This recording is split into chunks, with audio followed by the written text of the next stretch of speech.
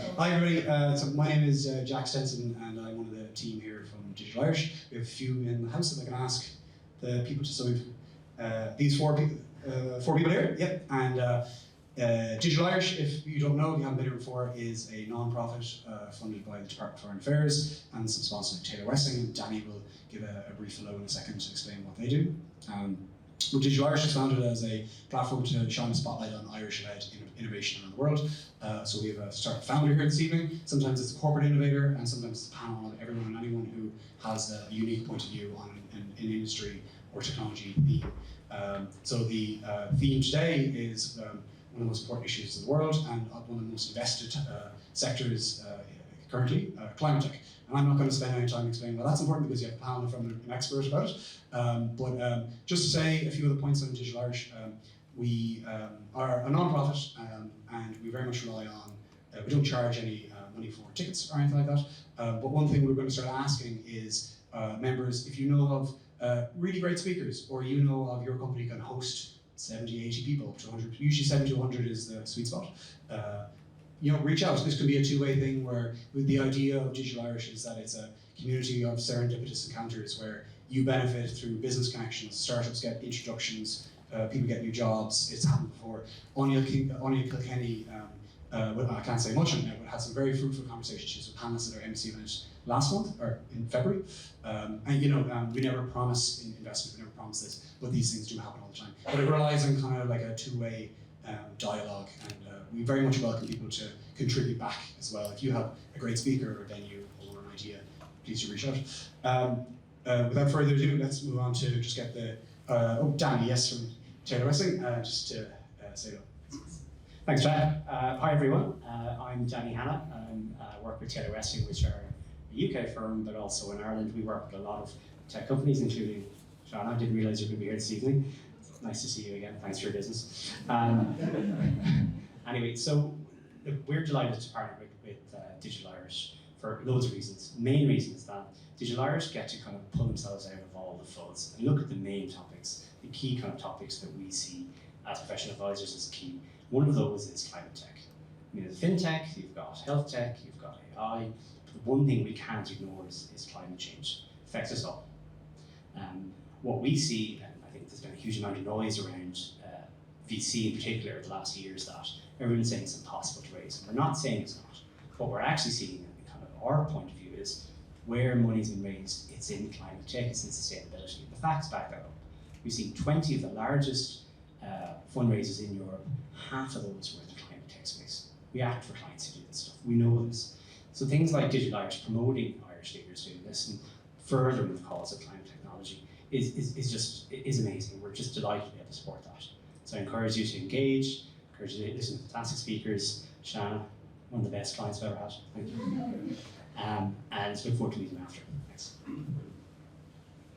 Thank you very much, Danny. I forgot to say as well, after the event we'll have two quick pitches by two fantastic founders in the room, and then as you go out straight down the hall, we will have drinks and food reception down there. But without further ado, Alan, if I can invite you up as who's our moderator, and Niall Dunne, who's our speaker, and I'll leave it to the guys to introduce themselves and explain why they're here. Thanks so much. Right, yes, I'm Alan Gleeson from Digital Irish, and delighted to introduce Niall Dunne today. So Niall is the CEO of Polymateria, formerly Chief Sustainability Officer of the BT Group as well, so a long career in sustainability, I guess. Format will be Q&A. We'll go to the floor afterwards. Just raise your hand and say your name and ask your question. But I guess to kick it off, Niall, maybe talk about Polymateria in terms of the problems that you identified originally and what excites you about solving those problems. Yeah, thanks so much, and great to get invited to come along. I always think that the test is to get invited back again, so we'll see if there's an invitation again, or maybe Stephen, I get to go to one of your events if I do a good job here. Business Polymateria was set up in 2015, and the founders' original vision was they had been pitched actually a lot as angel investors, and solutions in this space were seen as either lacking in scalability or lacking in credibility, scientific credibility. So, and you're all very welcome to come and visit Imperial Innovations. Stephen has actually visited us to see the scientific rigor that sits behind what we've produced. But the combination of polymer science, so deep understanding of plastic itself, biology, nature, and then chemistry, how all those things come together to create a new material science solution, and then working with some of the biggest manufacturers in this space, the Reliances in India, the Indramas in Thailand, to then change the fundamental nature of that material. So we're 8 years on the journey now, and when we were set up in 2015, the world produced that year 315 million tons of plastic. So many of you will probably have really tuned into this as an issue in 2017, in October, when David Attenborough's Blue Planet episode featured the blue whale and the calf that was full of plastic, because that's what it was finding in the ocean, and it was consuming it to the point where it was starving, and it died. And Blue Planet filmed all of this, and also filmed the mother staying with the calf until it broke the internet in China. It was such a popular piece. It broke my heart at the time, and I think many of you probably lent into this issue at that moment in time. And plastic pollution went way ahead of climate as something people were really aware of back then, and we really struggled to get that type of emotive populist response on climate for many years. I think we have it now, but in plastic it was almost instant.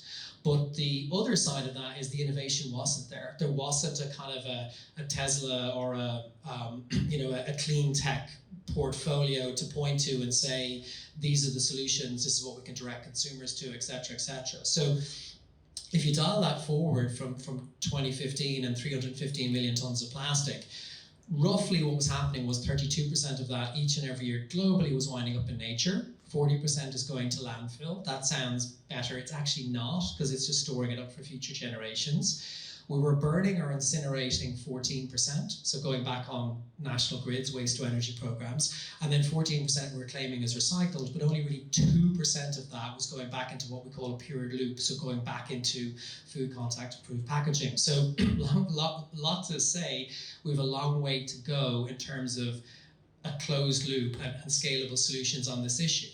If you go to the global south, that's a global number, 82% of all plastic in the Philippines each and every year winds up in nature, 63% in Malaysia. So you might then say, oh, this is an issue for the global south because we're brilliant at recycling here in Europe or America. We're not. We're exporting our waste to them. So Bloomberg did a expose 3 years ago where they tracked plastic bags in Tesco's, and they said, okay, this is labeled as recycled or tagged as recycled. What has actually happened? And it was found in Eastern Europe, Thailand, and I believe China as well. This is where these kind of bags wound up. So mostly what's happening is this is a real global problem, just like climate. And unless we have a global response and we don't get out of our bubbles and thinking that just because we don't see the stuff outside in the streets here, we're going to be fine. We will continue to really struggle. And what happens all plastic in nature is it goes from macroplastic to microplastic to nanoplastic, and then it's literally in us. So it's we don't actually know how bad that is because we don't have much peer-reviewed data on this like we do on climate, where there's thousands of peer-reviewed publications on plastic. It's really early days on the scientific rigor on this particular issue. I don't want to depress everybody. We'll get to solutions soon. But this year, post-pandemic now, it looks like the world's going to break through 400 million tons of plastic. So all the awareness, David Attenborough, I'm sure you guys are brilliant at pushing back and saying you don't want the bags if Tesco's trying to give you them. We're going to break through 400 million tons of plastic produced, and it's still the same number that's winding up in nature. And that whale, by the way, 80% of ocean plastic gets there from land. So our theory of change, Polymaterial's mission, is to stop it on land before it ever gets in a river and ever gets in an ocean, and do that at scale. So it's a 100 million ton per annum problem. And I guess naively in 2015 we thought, well, we've got data no one has. We've got scientific rigor, we just sit back and we watch the money roll in. Boy, we were wrong. And that's a lot of what I want to share with you tonight, is actually how tough that journey has been, and if that can help anybody here, if it can help Joe from what he's doing, or any of the other startups, like that's what I hope communities like this can really do. Yeah, it's interesting that's been such a challenge when you think of a couple of things. One is that VCs are always looking for big, huge challenges, right? So interesting that it's been a tricky journey. The other thing, I guess, is that this is the tip of the iceberg. We've got things like asbestos and PFAS, forever chemicals as well. So there's other innovation and entrepreneurship that went on in the 80s and 90s that at the time was kind of assumed to have no unintended consequences, and now we're beginning to see some of these hit us kind of square in the face. Yeah, it's. I think one of the next big things is going to be a material science revolution. Like, I think we really have to fundamentally redesign a lot of the materials we're using each and every day. So those materials are asbestos, everybody knows that's a problem. Polystyrene is probably just as problematic, with the benzene and formaldehyde and everything that's actually in there. So impure materials that have such heavy toxicity in them, they may pass food regulations, but as soon as they start that macro, micro, nano process of going back to nature, the toxicity that's released is incredibly problematic. And nature is our most powerful circular economy. So the most important design lens for all materials is, can it return to nature without any problems? And then within that, can we time control it so we can use it, reuse it, and ideally recycle it? And then if it winds up leaking, it's not such a problem. And it's Europe's playing catch up. I mean, PFAS is hitting the US pretty big now with the EPA regulating. It's a phrase that many of you may not have heard of, but this notion of forever chemicals is going to be a big issue coming up soon. Changing tack slightly, how does being Irish and your background story help you with what you're required to do with CleanTech? So obviously you've had an interesting background career-wise. Yeah, this is the reason I really wanted to speak to you guys tonight, because I think and Stephen and I were talking about this previously. I'm really used to being in our swim lane, and speaking to people who you don't have to explain what the issue is or what sustainability is, and it's all about execution, it's all about scale, it's all about impact, or how you collaborate. But I actually think the Irish diaspora and that part of the story is something that it's been huge for me. In fact, I don't think I'd be here unless I had the most crazy experience. And maybe it's not unique to being Irish, but to give you guys a flavour, I dropped out of Bolton Street when I was, when people in Ireland in the mid-90s, you got an opportunity, you took it, you didn't drop out of college. And I did, and I worked in Shamrock Foods in Dean's Grange, packing Whiskas cat food, hairnet, white coat.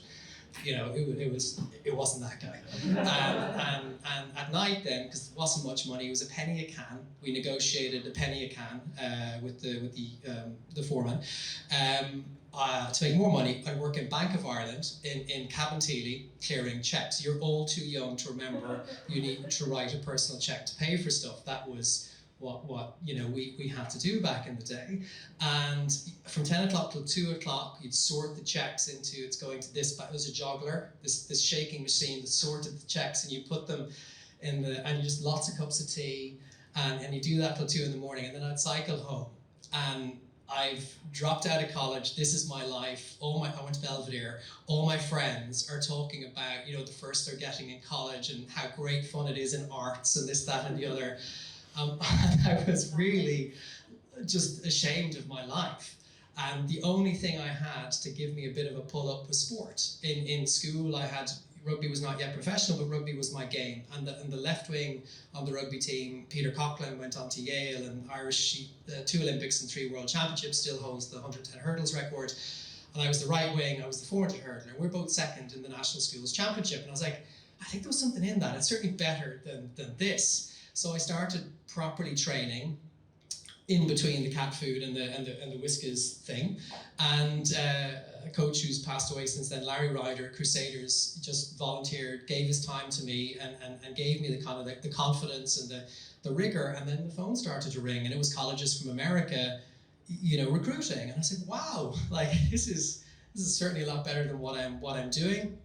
long story short, I got to go to Manhattan and Colorado, and then moved to Atlanta for the Sydney Olympics, and retired then in 2000. But I think the reason this story is so maybe relevant to kind of what I'm doing now is the Steve Jobs talks about connecting the dots. You know, he also dropped out of Stanford, and he then did calligraphy because he was passionate about that, and it was the typeface in the early Apples that was the differentiator from IBM. Remember that story? And he said you can only really do it looking back. And I've never told this story before, but when I look back, what do I see besides a failed athlete is incredible scrappiness, is incredible resourcefulness, and frankly so much goodwill. You were using the words earlier about how much goodwill there is, and I think that sets the Irish community apart, is how much you can just, you know, put yourself out there.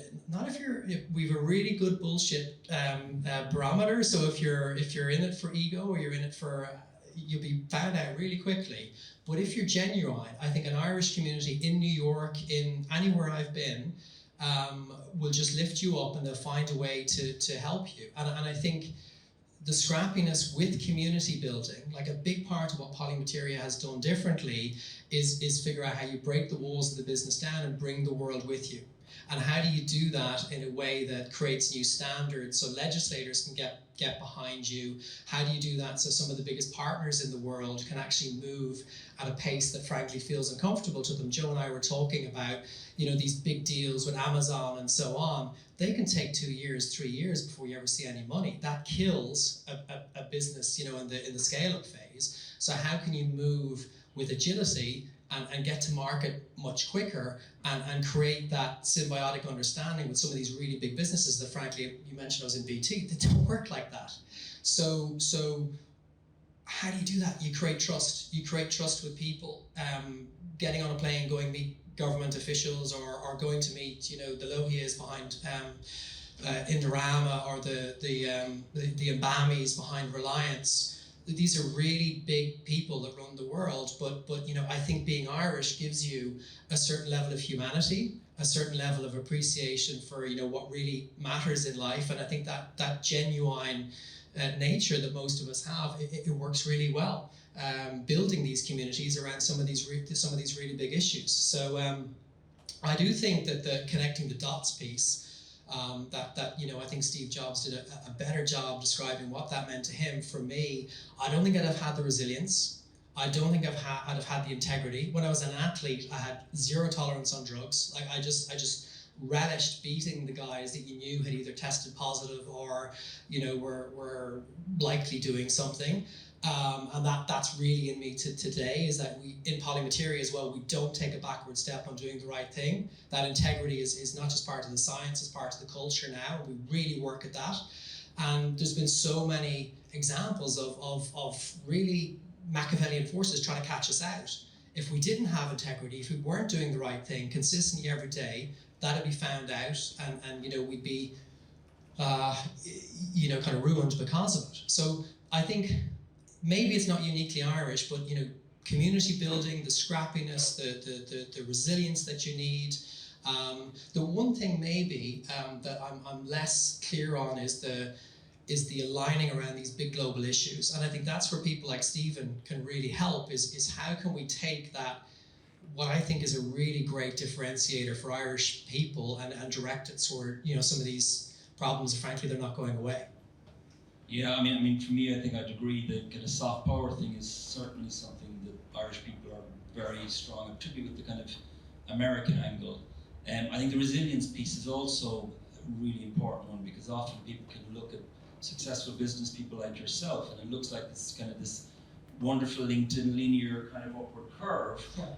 There's almost the anti-CV thing that was coming out in the US a few years ago, where people were saying, actually, my CV is portraying me in the best light, but there's an anti-CV, which is the kind of all the shit stuff and all the stuff that didn't kind of play out. So, and then integrity, I think that's also kind of a really key part of it.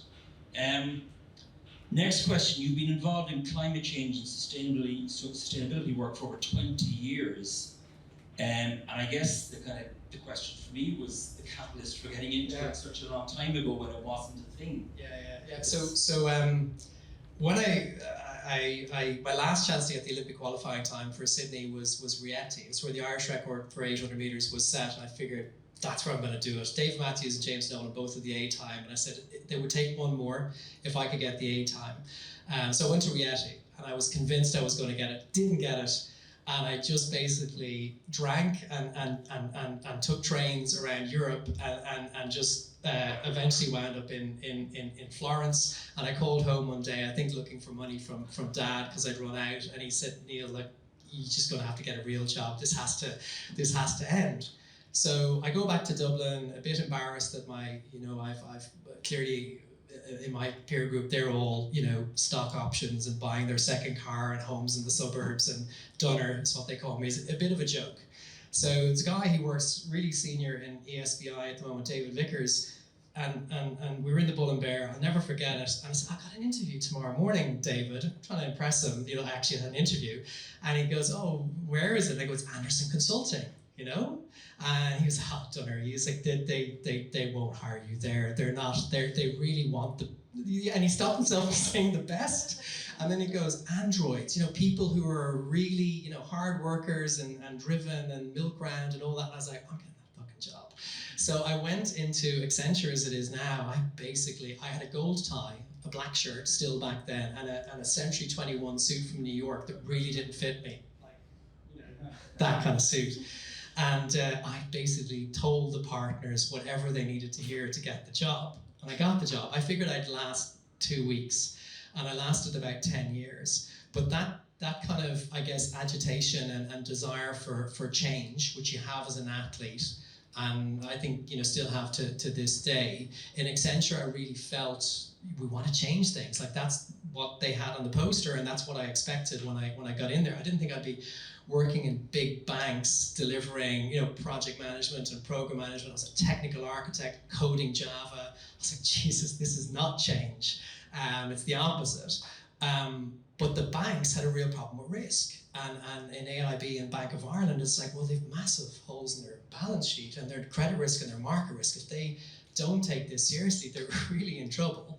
And I remember having a meeting with the CRO of Bank of Ireland at the time. I won't give you a name, sorry, AIB at the time. And I said, we presented all the data, and they, them and us, they would have seen us as consultants. And this is all about pitching for business.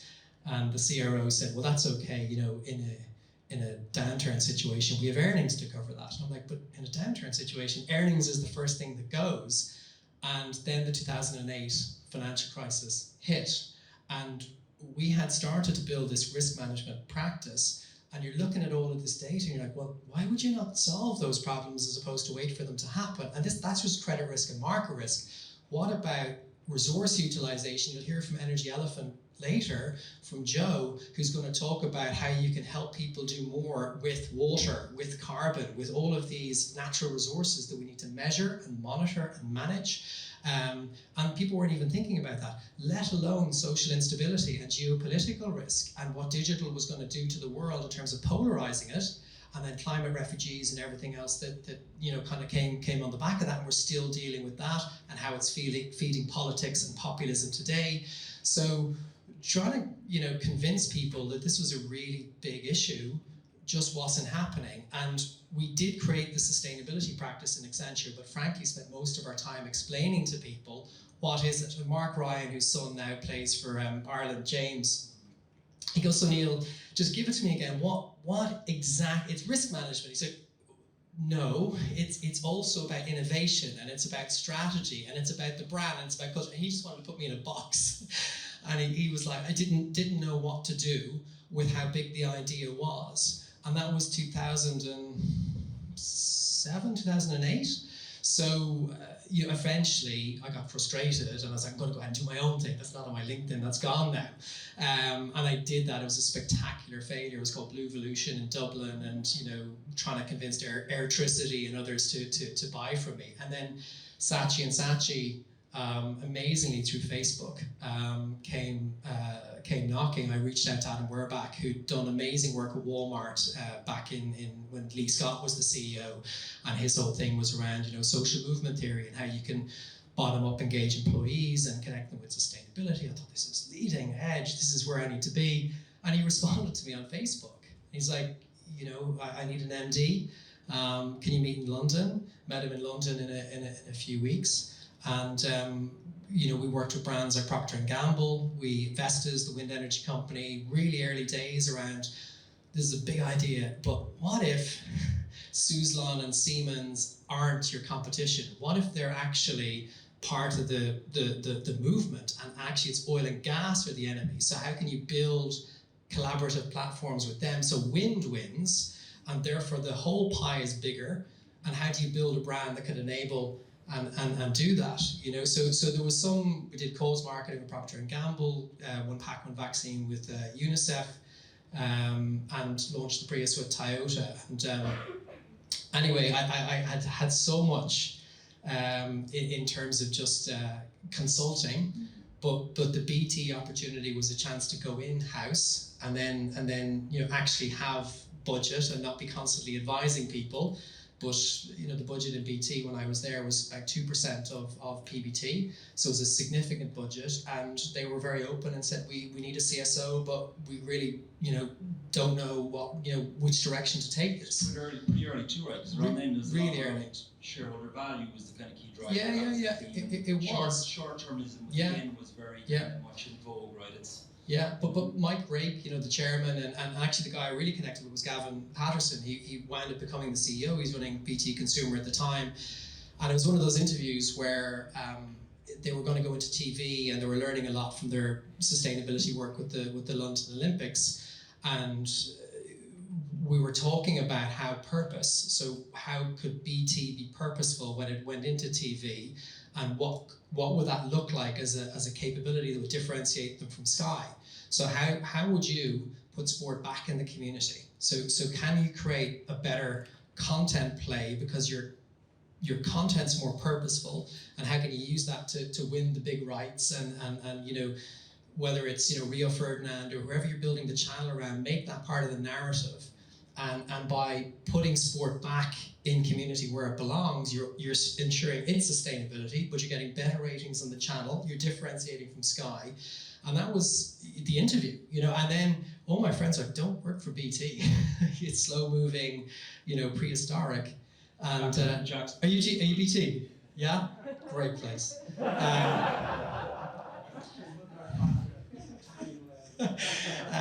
it was 7 years. It was amazing, and I remember, I hope to meet you here. I remember going into Gavin and. House rules, by the way. I remember going into Gavin and saying, "I've seen this Blue Planet episode. What are we doing about plastic?" And he was like, come back to me when you have an answer. And I then had as happens in life, this synchronous thing where I then was introduced to the founders, and I was like, wow. And I went to meet the scientific team, and it was, how do you scale this? So I went back into Gavin and I said, look, this has come up. I'm thinking of doing it, but I made my decision, I'm not leaving. And I wasn't negotiating, I was really genuine. I wanted to see it through with him. And he said, okay, I may not be here in 6 months, so take the weekend, think about it. And I really respected him for being so honest with me. And then I came back in after the weekend and said, I'm taking that job. And that was 6.5, 7 years ago now. So I think it's been such a long journey from risk management, where it was explaining to people what this actually is, to advising brands who were in the very early days of how do we communicate this, to be just on BT, the Net Good portfolio from a standing start. Ian Livingston launched it in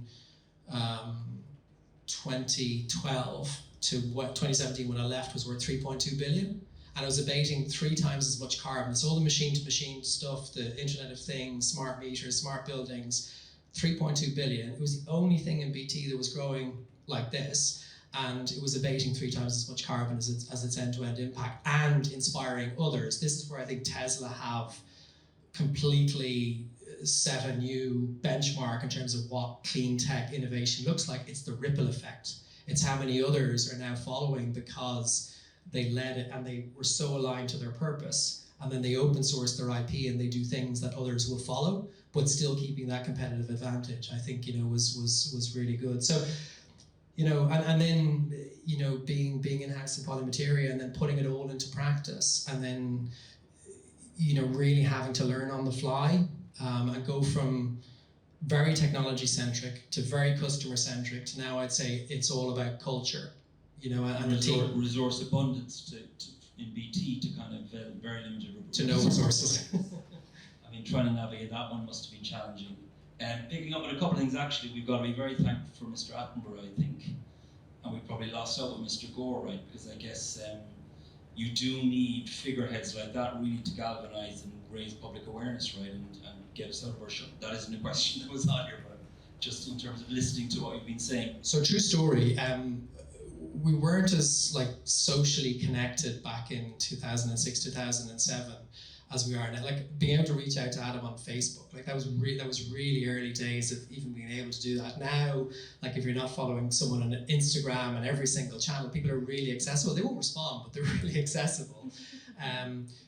But I found out that Jeffrey Sachs was going to be in Dublin with Kofi Annan, and I stalked him. I made it my business to hang out in the Merrion Hotel, and I sat there for I'd say 7 or 8 hours until he walked back into the lobby, because I'd read Commonwealth.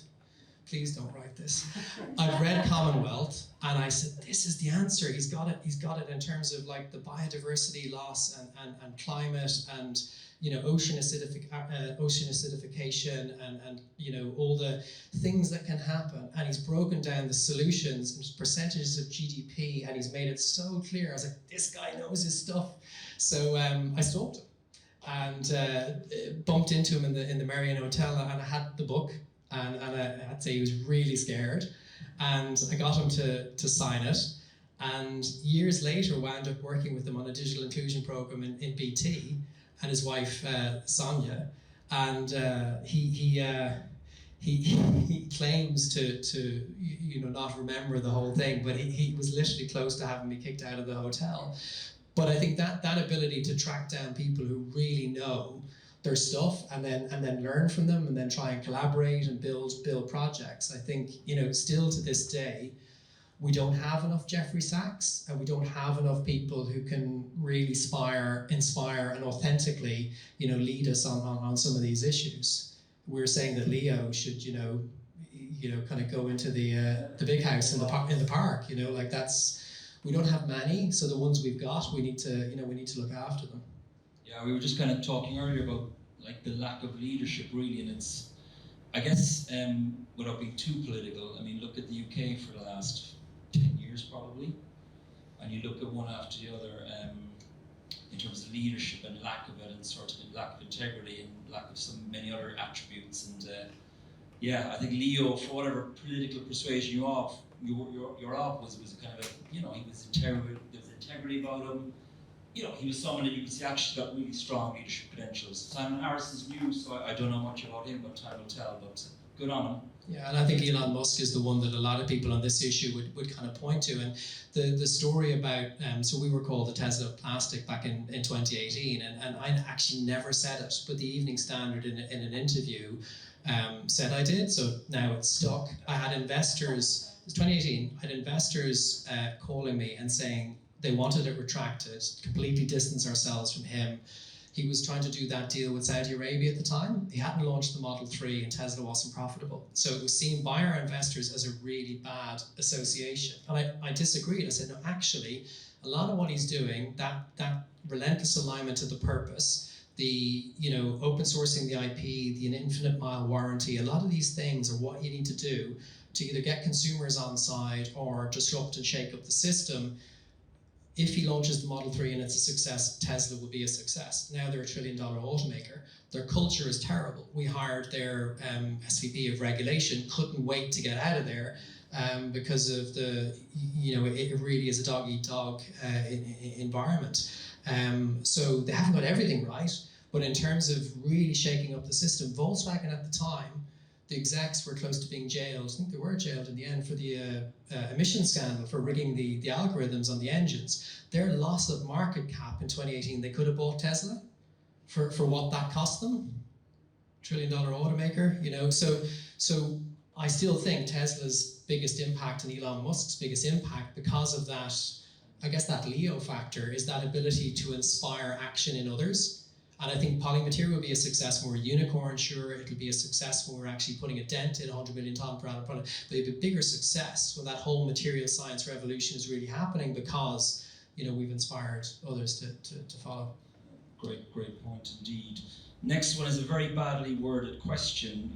I could blame ChatGPT, but I think I wrote it myself. But I guess what I was trying to get at is, lots of great innovations in the West, but then you turn and you look at, we talked about the Philippines beforehand, Neil, and sort of like, is there something going on where actually, what we're doing in the West might make us feel good, but actually for sending plastic bags to China, or if the population of India and Pakistan and China, and that actually there's a disconnect, or maybe not, if that makes sense at all. As I said, it was a very badly drafted question. There's a couple of things happening. So where the issue is, you also have capital. So I think it'd be a mistake to say we have the ideas and we have the capital.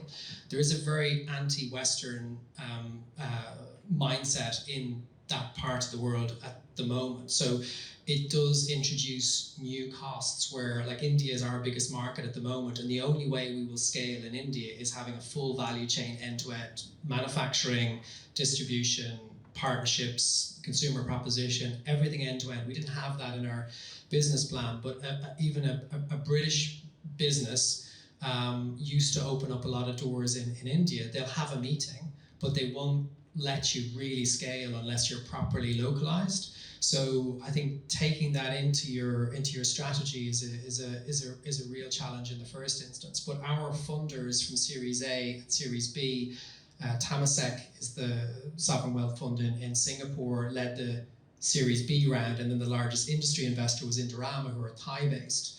So the impact lens is part of how they make decisions, but the global south is the other. So bringing innovation to solve some of the issues that they're seeing, but they have the capital and the mandate to invest, is I think part of the global response on this particular issue that's needed. And part of it, I guess, is they can almost jump technologies like they did with mobile telephony when they didn't need to do fixed line and the cost, and that was a neat way of kind of actually being late to the party, but actually being able to lead the technology and not having to invest in the infrastructure. They're definitely sharper on policy, interestingly. So India, Prime Minister Modi passed probably the most progressive policy on plastic pollution globally in 2021, January 2021. All plastic under 50 microns is banned, so everything gone. You're exempt from you can be exempt if you're biodegradable, but you have to show evidence, no microplastic, that you work in terrestrial conditions and you don't harm nature. So that's in the legislature in India, and Modi passed that. We don't have that in the European Union. So the reason for that is when you're in India and you're in Delhi or Calcutta or Mumbai, you look outside, you don't need to be convinced, like maybe the way you do on climate and some other things, that the problem is now, it's literally stacking up in the streets. So they want stuff that will actually work. And also the thing is, plastic is the poor person's material. They can't afford aluminium, they can't afford glass, they can't afford paper. So global middle class will be in India, it will be in China. And the kind of the incremental growth that we're having here and in the US is going to continue. The exponential growth is going to be there. So solutions that can actually cost in and get to sort that issue for those middle class people and the poorest people are the ones that will be the Teslas and the polymaterials of the future. And hopefully that'll mean, because I guess part of the problem with the West is there's strong lobby groups, right? So look, I'm a big Apple fan, right? But if you look at Apple through the lens of sustainability, it's shocking. Honestly, I'm so glad you brought that up. I would love to take an investigative journalist or the UN and show them how much damage has been done by old men who are white, who sit on boards and committees and standards bodies and industry associations, and their job is just to stop stuff. Like, that's what they do all day, every day. And when we make a movie about polymateria, the stories I have around largest chemical companies in the world, our largest incumbents who don't want to change, and the lengths they went to either to stop us doing things that were good for everybody, launching new standards. On plastic pollution, when you biodegrade plastic, don't create microplastic, don't harm nature. What you do in a lab should reflect the real world. There was no standards. So we created one. And in the pass-fail of the British standard we created, there isn't just one pass-fail criteria for microplastic, there's 4 to be belts and braces. And that had one of the largest companies in the world trying to stop it and sending in their chief scientist because it was 1/3 the cost of their competing solution. And they knew that they'd spent 10 billion on trying to get their solution to work for the last 10 years. And if we launched that standard, we pretty much had them. So, and there's a whole ecosystem that is just set up around ISO committees, ASTM committees, other standards bodies to protect the status quo. And the UN is calling for like this, this decade of delivery around the Sustainable Development Goals. We need exponential impact, exponential growth. The reason it's not happening is the incrementalism of business as usual. So it's not going to come from business as usual. Sorry, BT. But it's also being held up by people who should just move on and let the next generation come through and really drive the innovation, that the world needs. Yeah, even stupid examples like iPhone chargers or phone chargers. Yeah. Just take one tiny isolated example. I mean, shocking that that there's not a simple agreed standard to charge a phone. Yeah. One simple plug that works on Android, works on iPhone, works with an upgrade. Yeah. And you just see cables and examples like that just are kind of probably being blocked when it's just you need legislation if you're not going to act and think actually it's a bit smart if you just kind of have one type of charge, as an example.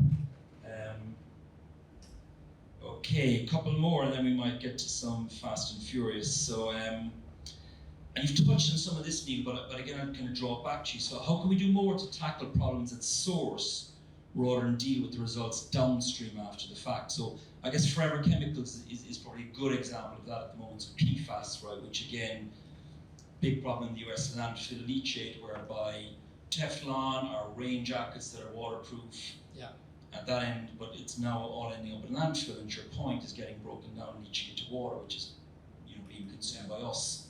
But how do you stop it at source? We've touched on this topic a little bit, but Bill McDonough wrote Cradle to Cradle, and it was a New York Times kind of best-selling book back in, I can't remember, but it was at least 15, maybe 20 years ago now.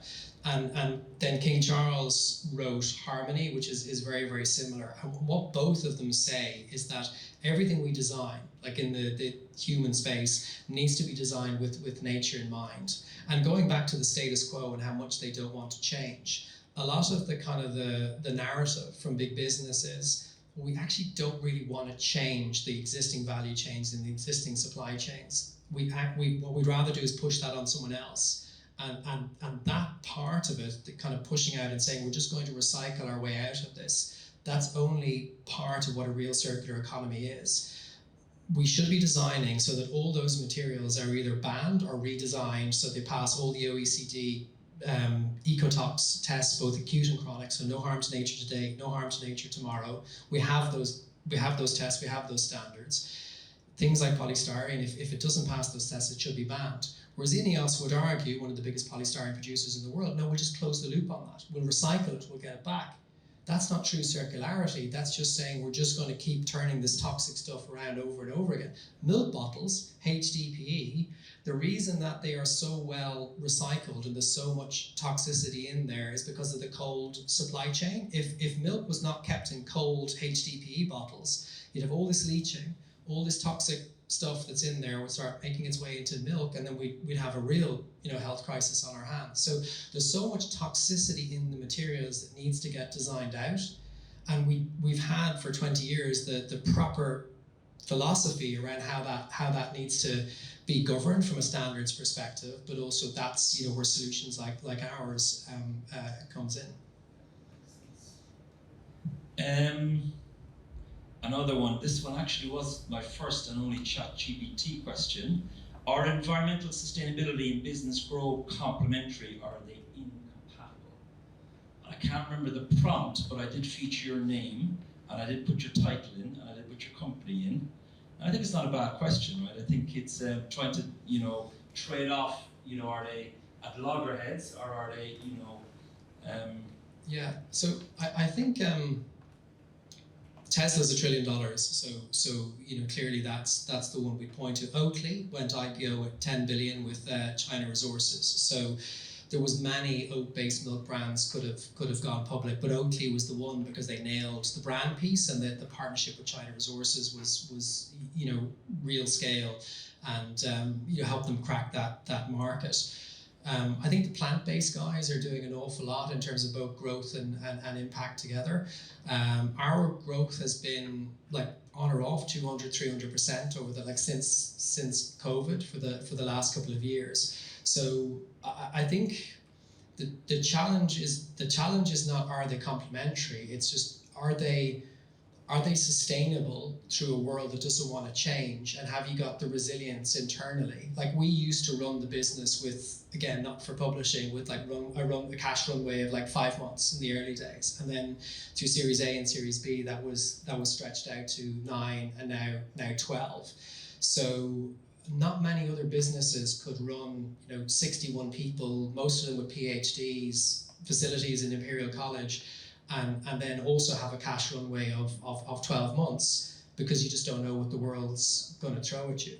So I think they're definitely going in the right direction, but we don't have enough of them. And we don't have enough of them because, talking to Joe earlier, the amount of time you will lose talking to big businesses about partnerships and collaborations and how they're in no real urgent need to drive something into the market, whereas you need to be out there in 6 months or 9 months, and that you only need 4 or 5 of them then to just kill a business. So I think they're definitely compatible. We don't have enough of them, and a reason I don't think we have enough of them is how long it takes to partner with some of the bigger players and bigger businesses. Makes sense. Patagonia are probably another one that there was a recent example. EcoElf is a great European one. So the Spanish brand EcoElf, if you've not seen them, they're really, really impressive product and probably more sustainable. Yeah. One tiny example in Patagonia, actually, one of my clients recently went to them to look for branded jackets. Yeah. They refused to brand them. They turned down the order. And they basically said, we're not doing, because what happens is you have your logo on the side, but you could be gone in 1 year or 2 years, and then the jacket gets discarded because your company logo was on it. So they've now partnered with companies that they can actually, they had a kind of cool way of doing it. They had it either they could put it on the zip, where you have your brand on the zip, or they had a Velcro thing on the side where you stuck the logo. Do you have the question on books on there still?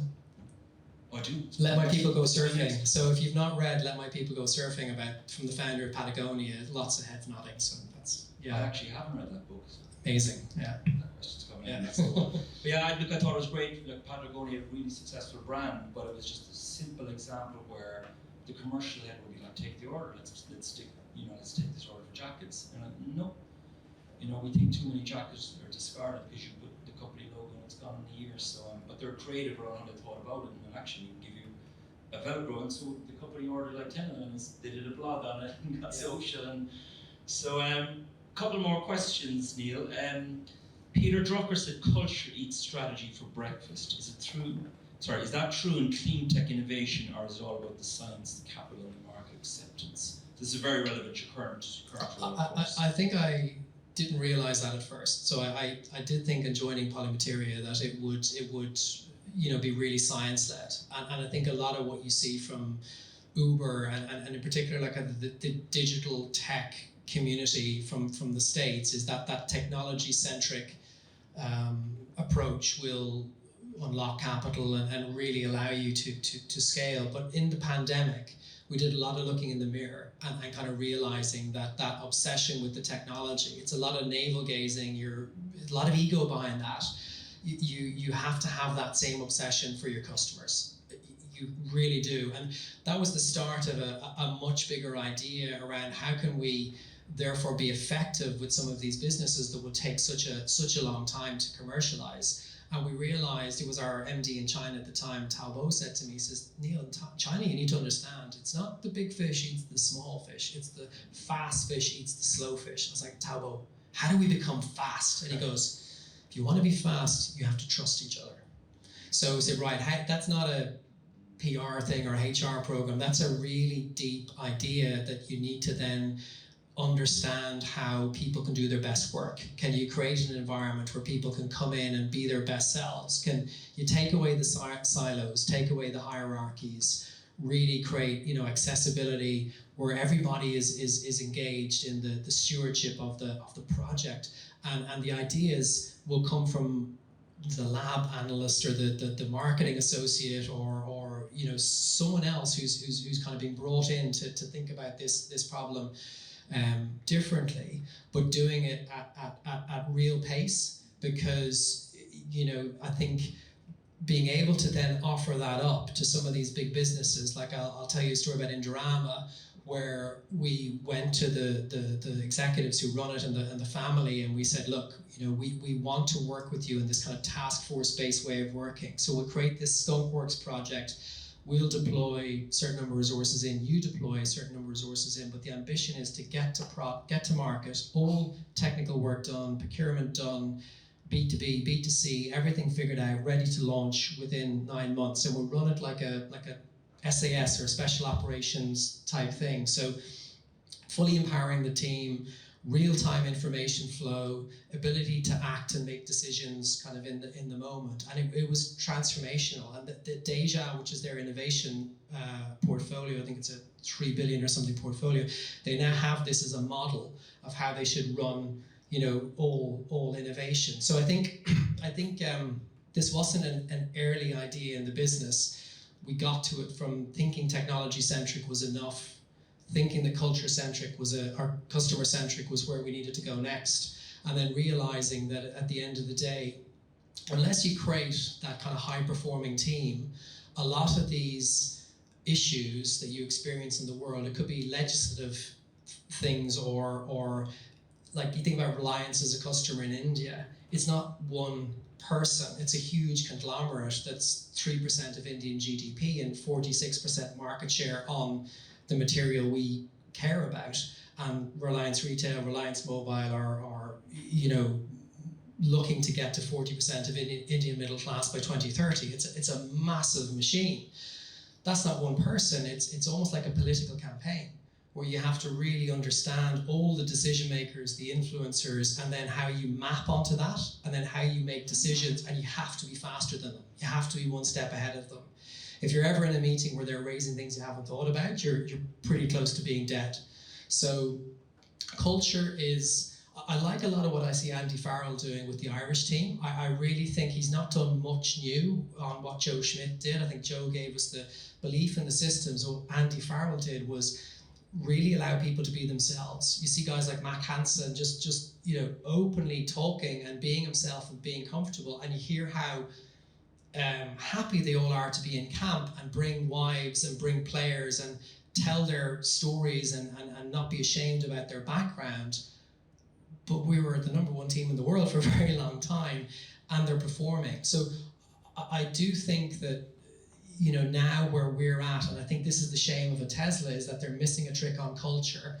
And I do think that the ones we'll look back at in 20 or 30 years will not just have the science right and that customer-centric mindset, but they'll also have incredible cultures as well. It's a fair comment. I mean, I'm just curious and I'm conscious of time, so I will start. Oh gosh, are we that tight in time? Right, we're gonna. Is there any leeway to extend it slightly, just by order of the committee? There's always the pub afterwards, isn't there? There's always the pub afterwards. Yeah. I was just going to ask you one tiny question, building on what you've just said, right, was this whole notion of remote versus in the office, right? So I've been running a tech company where we're all remote, and one of the difficulties is this culture piece. I'm still in no rush to secure a premises and pay rent. So are you guys mostly in the office, or is there a mix of remote, or how does that impact culture, I guess? It's hybrid. We've had to really over-index on when you are in the office. That has to be a real experience. So, you know, when you come into Polymateria now, the days people are in the office, being visible, being present, being personal, like checking in with people, like Rossio, who's like at 23, like ready to run the business. I didn't even know where the front door was at 23. This Spanish girl who is like, she'd be running titrations, and then she'd be over here kind of programming something for a website, and like she is just a powerhouse. had her phone stolen over the weekend, and you could just see she was visibly shaken, and she does not get upset by anything. But seeing her, checking in with her, what can we do for her? Like, being real and being present in those moments. And I have one-to-ones with everyone in the business once a quarter, and every one-to-one I take away an action, something I will do for them, and they know they can raise it, and if anything gets raised at me, gets actioned. So I think being present very deliberately to create that trust. Then when you go into the remote world, it can still hang around. I think it's very difficult to resolve conflict then when you have personality clashes or just differences of opinion. And I also think it's really hard to build trust with governments and with some of those big customers unless you can actually get out and be present. So what we have now is the working from home days, which is usually finance, HR, just turning the handle on that stuff, and then in the office, but being very engaged with the individuals, and then airports and airplanes. Makes sense. I think we'll wrap up. Have we time to open to the floor, or we'll do a few questions from the floor? Are you okay with that, Neil? And then we've got our 2 startup pitches, and then we've got some cold beer and wine, I'm hoping.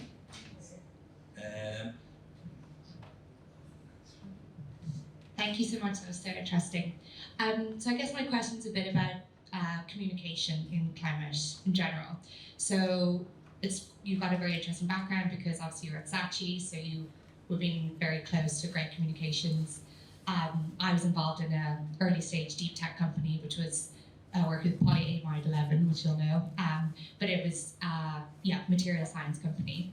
And I thought a lot about how we communicated what we were doing, because it was actually a B2C company. Yeah. And frankly, people just didn't really care what we found. They just, sustainability was actually, when it came down to price, when it came down to all of these different things, actually was at the bottom.